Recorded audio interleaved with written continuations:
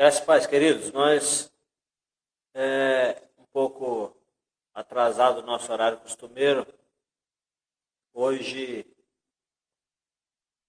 gostaria de convidar você a talvez uma live um pouco mais rápida.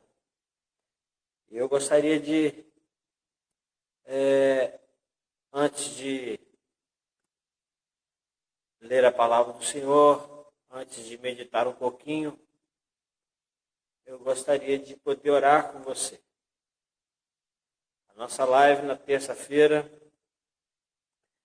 ela sempre traz nesse início um convite a você colocar a sua vida diante do altar do Senhor, colocar a sua família, os seus anseios, as suas preocupações. A palavra de Deus diz que nós devemos lançar toda a nossa ansiedade sobre o nosso Deus, porque Ele tem cuidado de nós. Eu sempre penso que Ele tem cuidado no sentido de que Ele cuida, de que Ele tem poder para cuidar, mas também que Ele tem nos sustentado durante todo esse tempo, durante os anos que vão se passando, nas mais diversas situações em que nós vivemos. E nesse tempo, então, nós temos tido muitas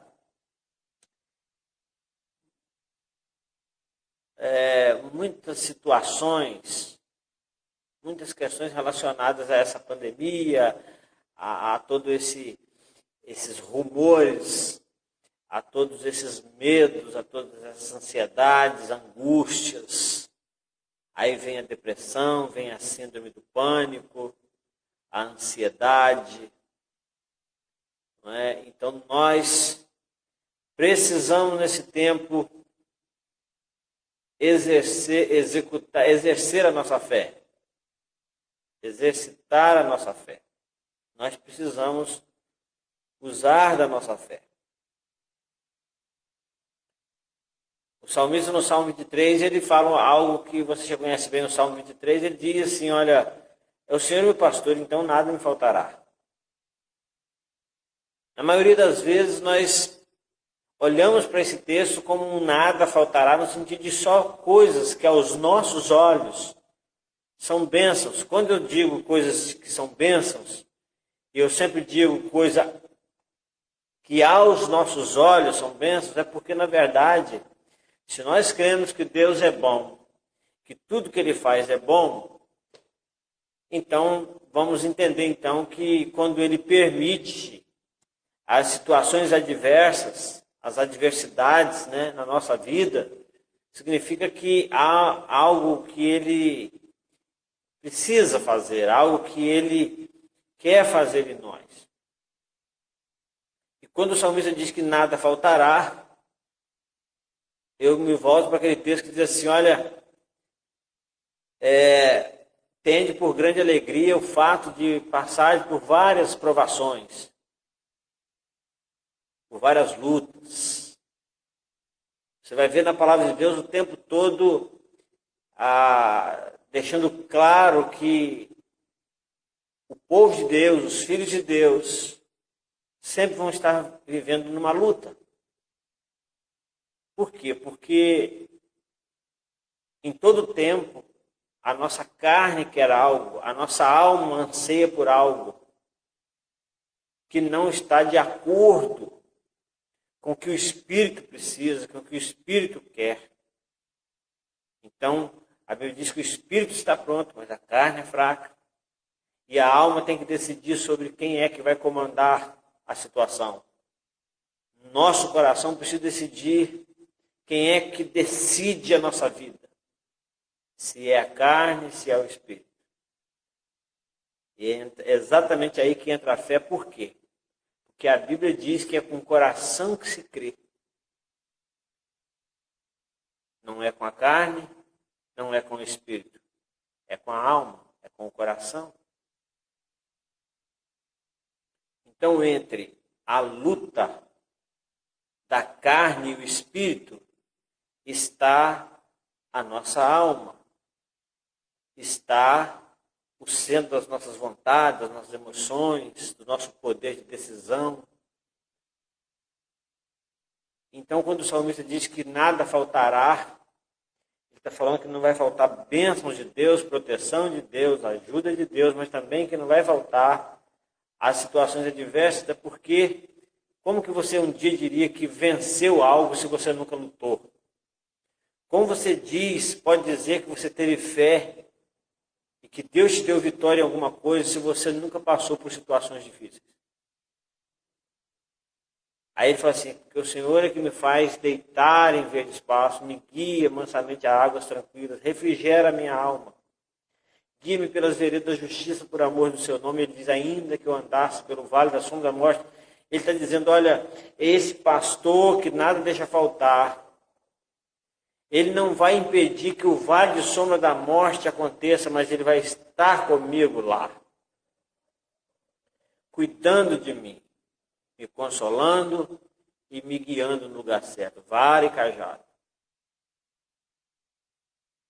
E aí ele ainda diz no final que o Senhor colocou 2 guarda-costas para cuidar de nós, bondade e misericórdia. Eu não sei como você está hoje, eu não sei como é que está a sua casa, a sua família, mas todos nós passamos por lutas, por tribulações, por situações realmente indesejáveis, por situações de aperto, num tempo como esse então. Então gostaria de orar, gostaria de pedir a você que está me vendo, me ouvindo, seja em que tempo for, ore por mim, ore por nós, pela minha família. Ore, porque somos gente, somos pessoas que passam por lutas, passam por situações adversas como qualquer outra pessoa. Ok? Ore por nós. Vamos orar? Pai querido, Pai amado, te damos graças, te damos louvores, porque o Senhor tem cuidado de nós. E o Senhor é aquele sobre o qual nós devemos e podemos lançar toda a nossa ansiedade. Porque o Senhor tem cuidado de nós, o Senhor cuida de nós, o Senhor tem nos sustentado, tem nos amado, tem nos protegido.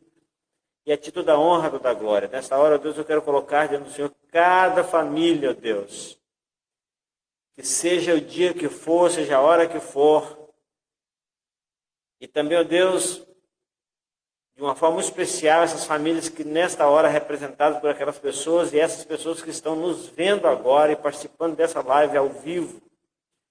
Que o Senhor esteja abençoando esse momento difícil e cuidando dessa pessoa, tratando, curando, libertando, transformando,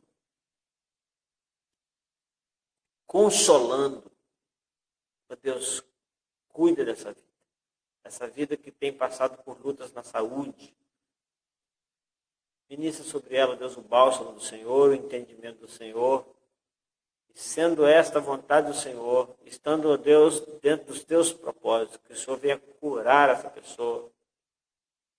Ó Deus, em nome de Jesus, nós queremos, ó Deus, pedir pela igreja do Senhor, espalhada sobre toda a face da terra, que a igreja do Senhor Jesus, ela possa realmente viver a vocação para a qual ela foi chamada, pela qual ela foi chamada.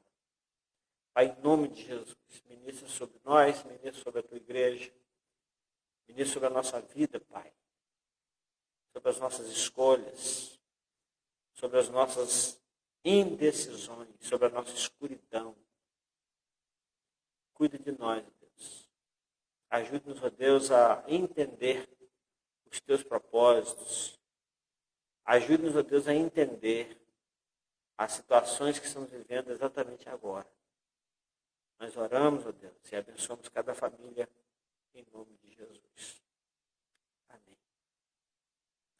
Queridos, eu iniciei domingo, começamos domingo de manhã, uma palavra aí, continuando a nossa série sobre ser padrão para a sociedade.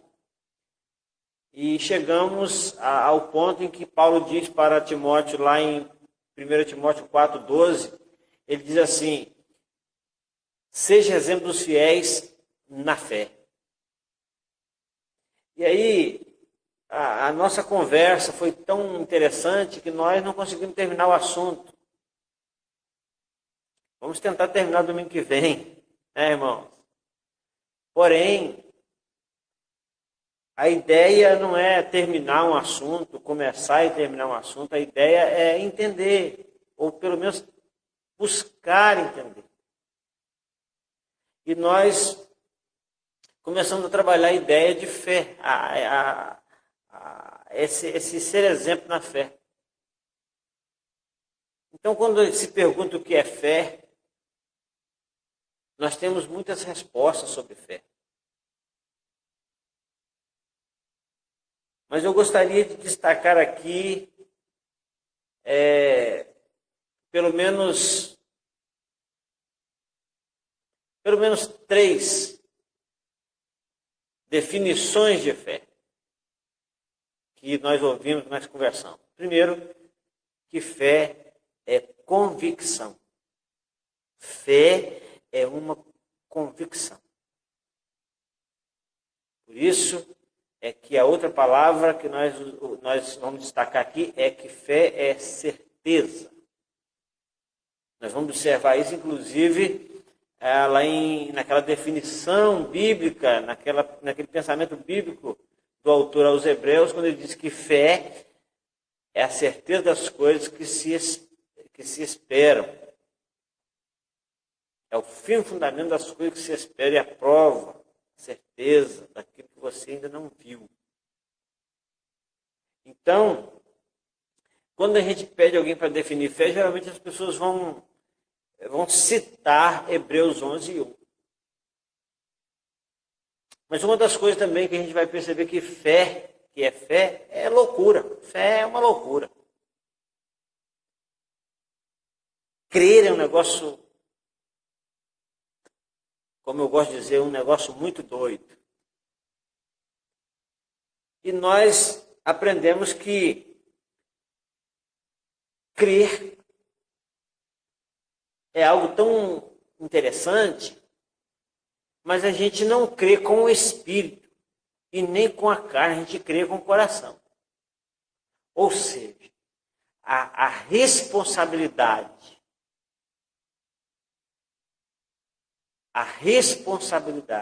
de crer, essa decisão de crer, ela tem que gerar na nossa alma, no nosso coração. A Bíblia diz: é com o coração que se crê e com a boca se faz confissão para a salvação. E aí nós começamos a falar sobre isso, a pensar um pouquinho sobre isso. O que é fé? Para você que está me vendo agora, o que é fé? Você já parou para pensar? Nós falamos tanto de algumas coisas. Inclusive eu citei isso no domingo, a gente fala, por exemplo, de amor. Mas de que amor mesmo a gente está falando? Se a gente diz que ama flores, que ama casa, que ama gato, que ama horta, que ama lavoura, que ama roça, que ama cidade e que ama Deus. E fé? Como é que você definiria fé? Alguém diz que fé é um pulo no escuro. Eu não vejo que fé é um pulo no escuro, porque a fé é uma convicção, uma certeza, e uma certeza não é um pulo no escuro. Alguém também disse que fé é ver o invisível. A Bíblia diz que Abraão teve essa sensação de ter visto o invisível. Fé é algo tremendo. E nós, falando nessa terça-feira de oração, de orar, nós sabemos que nós precisamos de fé. Fé para ser curado. Fé para levantar da cama. Fé para ir atrás de um emprego. Fé que nós vamos conseguir o emprego. Fé de que nós vamos sair de casa de manhã e voltar à tarde para casa. Fé que nós vamos planejar uma viagem, vamos conseguir fazê-la e voltar em paz. Tudo isso é fé. Fé para ser curado. Fé para conseguir algo. Né? Mas também a palavra de Deus fala de fé para a salvação. E a Bíblia diz que a fé, ela é gerada através do ouvir. A fé vem pelo ouvir. Que fé é essa que vem pelo ouvir? É a fé para ser curado? Por que a gente tem fé que vai ser curado? Porque um dia a gente ouviu alguém dizendo que se nós tivermos fé, nós seremos curados. Então, de qualquer forma, a fé, ela vem pelo ouvir.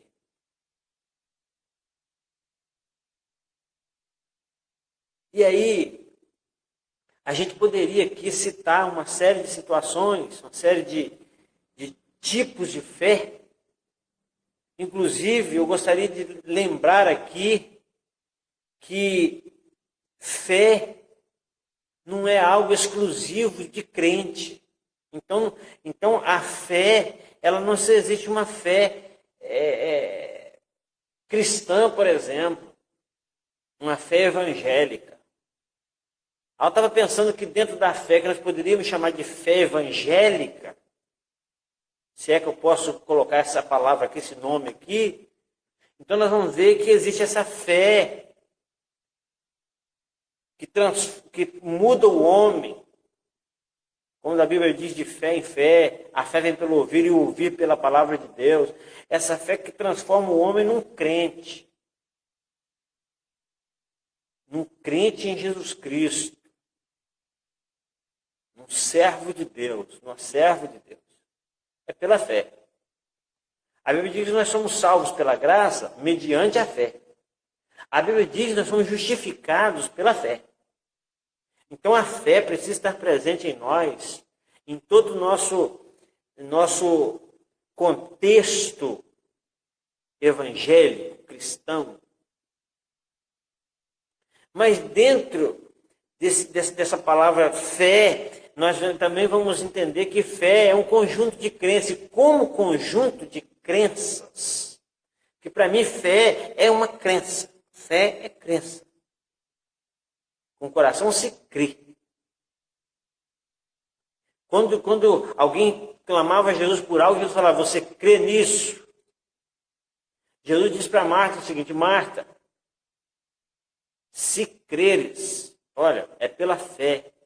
É se nós cremos, nós vemos a glória de Deus. Nós vamos ver a obra de Deus, o feito de Deus. Algo aconteceu, um milagre. Então a gente sempre entende que fé é por aí. Por exemplo, essa fé que a gente fala de fé, a gente sempre vai se voltar para essas questões. Deus e o homem, Deus, Cristo, salvação, cura, libertação. Nós vamos ver por esse lado. Porém, dentro da fé que nós chamaríamos de fé evangélica, existe essa fé conjunto de crenças, e nós podemos chamar que isso vai depender também de determinados grupos. Por exemplo, o batista crê de uma maneira, o assembleano crê de outra maneira, o metodista crê de outra maneira, o presbiteriano crê de outra maneira. Então, a gente vai entender que existe uma fé, esse conjunto de crenças, que é uma fé batista, uma fé assembleana, uma fé presbiteriana, uma fé metodista, uma fé, e vai por aí, que chamaríamos de fé evangélica, vamos imaginar assim. E dentro dessa fé evangélica, essa fé denominacional, que eu não estou chamando nem de fé religiosa, estou chamando de fé evangélica, você vai entender por quê. Existe a fé batista tradicional. Existe a fé tradicional, pentecostal, renovada, neopentecostal, independente, regular. E por aí vai. É fé. É a forma que as pessoas creem. E a gente poderia ainda dar uma caminhada para frente sobre a fé no sentido mais amplo, religioso, de uma amplitude religiosa, nós vamos ver que existe a fé católica, a fé espírita, a fé budista, a fé hinduísta, a fé judaísta. Não é? Existe uma série, né? A fé judaico-messiânica. Então nós vamos caminhando por aí, cada um grupo desse, cada uma denominação dessa, cada uma religião dessa, crê de uma maneira. E a gente pode aqui dizer que existe até a fé ateia, porque um ateu, ele também tem fé. O ateu não é uma pessoa sem fé. Por exemplo, ele crê na inexistência de Deus. Ele crê na crença dele. Ele crê na ideia dele. Ele crê em si. E então, quando nós falamos de fé, nós não estamos falando só de uma coisa tão simples, só falar em fé e ter fé. Não, existe uma série de coisas que nós precisamos muito analisar, estudar. Então, a ideia de eu falar isso aqui é para que você se aprofunde, para que você estude, para que você busque entender um pouquinho mais sobre isso. Então, nós vamos perceber que no livro dos Hebreus, na carta aos Hebreus, no capítulo 11, eu quero ler aqui para a gente poder partir para até mesmo para um fechamento da nossa palavra de hoje, porque nós vamos continuar com essa palavra, se Deus permitir, na semana que vem. E aí nós vamos ver que existe muitas outras coisas para se estudar sobre fé. Aí você vai dizer, enfim, então, fé, na grande realidade, não é só fé em Jesus. Claro que não. Não é só fé em Deus. Claro que não. Existe a fé que não é em Deus. Então, a fé não é algo exclusivo para a crente. Inclusive, a fé em Deus não é algo exclusivo para uma pessoa que está frequentando ou pertence a alguma denominação religiosa, alguma instituição religiosa. A fé não é exclusiva a isso, porque tem pessoas que não pertencem a nenhuma denominação religiosa e têm fé. É interessante que uma das coisas que antes de ler Hebreus eu lembrei aqui é a palavra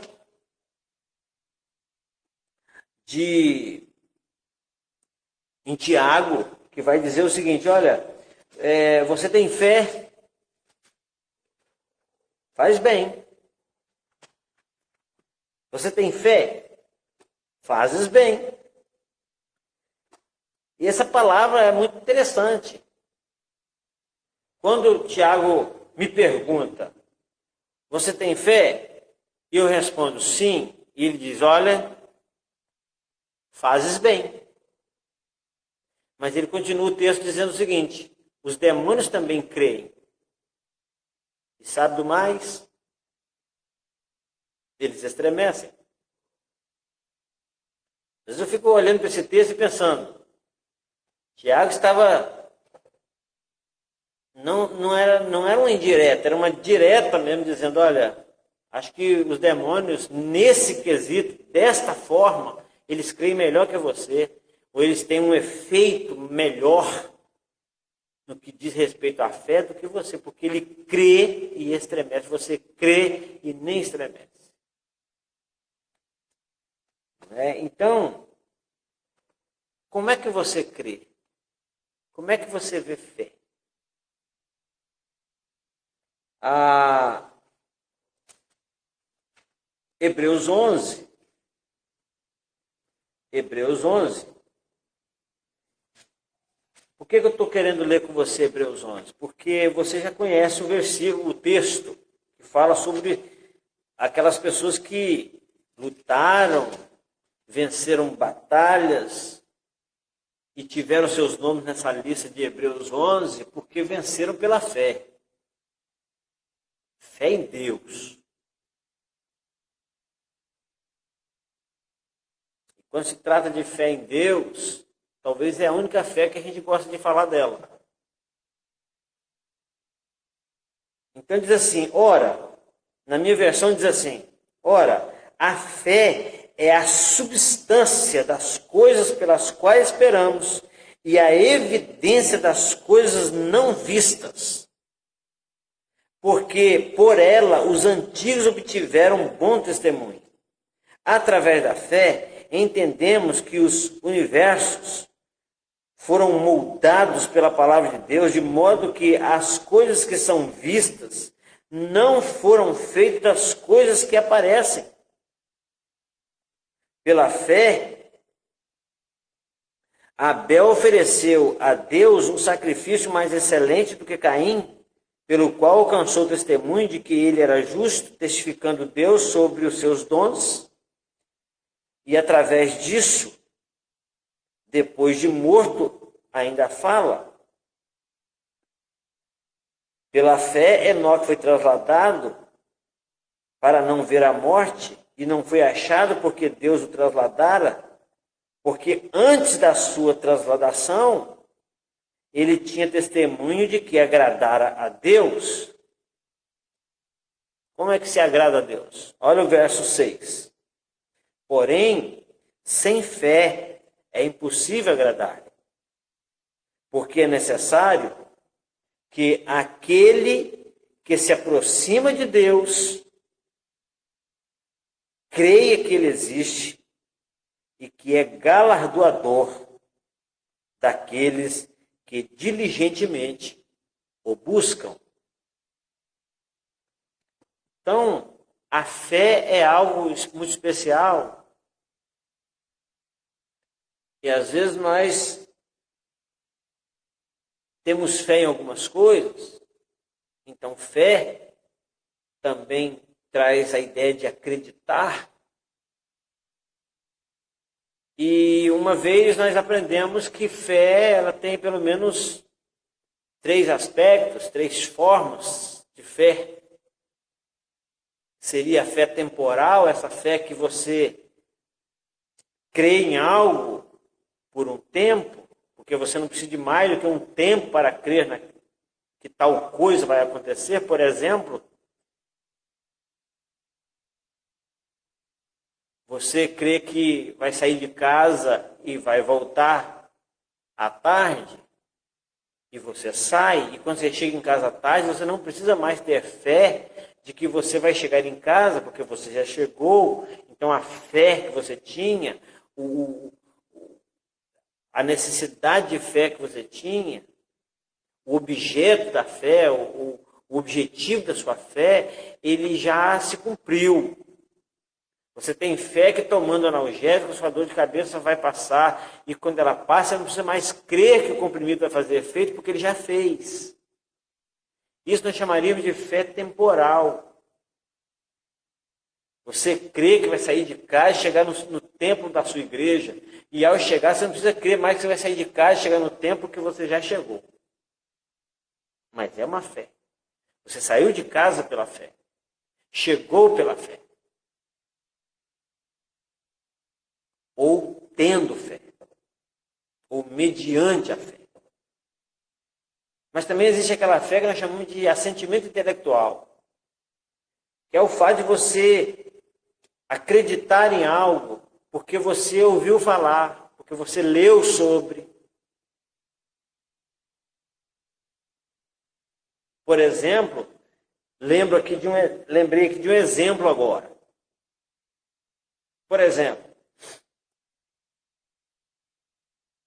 Tomé não estava presente junto com os discípulos, outros discípulos, naquele cenáculo, quando Jesus apareceu pela primeira vez e se apresentou a eles como ressurreto. Quando Tomé chega, Tomé diz assim: eu não creio não. Então ele não permitiu que o assentimento intelectual pudesse convencê-lo. Sabe, ele diz: olha, eu não creio se eu não tocar, se eu não conversar, se eu não ver. Não acredito.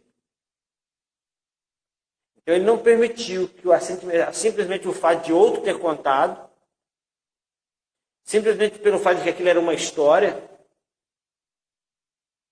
simplesmente pelo fato de que os outros disseram assim: nós vimos, nós tocamos, nós conversamos, nós comemos juntos. Nem assim, para ele, seria uma experiência pessoal. Porque ele tinha certeza, os outros estavam passando por ele a maior certeza de que eles tinham visto, tinham estado com ele. Mas ele disse: eu não creio se eu não ver, se eu não tocar. A coisa é tão especial de que quando ele não aceitou que simplesmente o assentimento intelectual fosse suficiente para que ele cresce, para que ele desse por satisfeito, Jesus foi, ele tocou, ele viu, ele conversou e ele foi o primeiro a ter a capacidade, a coragem e a convicção e a certeza para chamá-lo de Senhor meu e Deus meu. Quando ele agora olha para Jesus e vê que Jesus é Deus, ele foi o primeiro a declarar isso. Porque ele não simplesmente creu porque o outro contou. Então, na verdade, existe a fé temporal, a fé que é um assentimento intelectual, que são importantíssimas, são necessárias. Mas essa fé, ela não pode salvar, ela pode te dar conhecimento, ela pode te aliviar de alguma situação, ela pode te dar uma vitória, mas ela não te dá salvação. Então, o terceiro tipo de fé que nós poderíamos pensar aqui é a fé salvadora. É essa fé em Deus, essa fé em Cristo Jesus, essa fé na morte de Cristo na cruz do Calvário, essa fé que vem pelo ouvir e pelo ouvir a palavra de Deus. Essa fé que transforma. Essa fé que muda o rumo da história de alguém. A Bíblia diz assim: pela graça somos salvos por meio da fé. E isso não vem de nós, é dom de Deus. Então, na realidade, é essa fé que Paulo vai dizer aos romanos assim: eu não me envergonho do Evangelho, porque ele é o poder de Deus para a salvação de todo aquele que crê, primeiro do judeu e também do grego, porque nele, nesse Evangelho, se descobre a justiça de fé em fé. Romanos capítulo 1. Quero ler esse texto para ficar bem, para eu simplesmente não parafrasear aqui, mas eu quero ler com você esse texto. Romanos capítulo 1.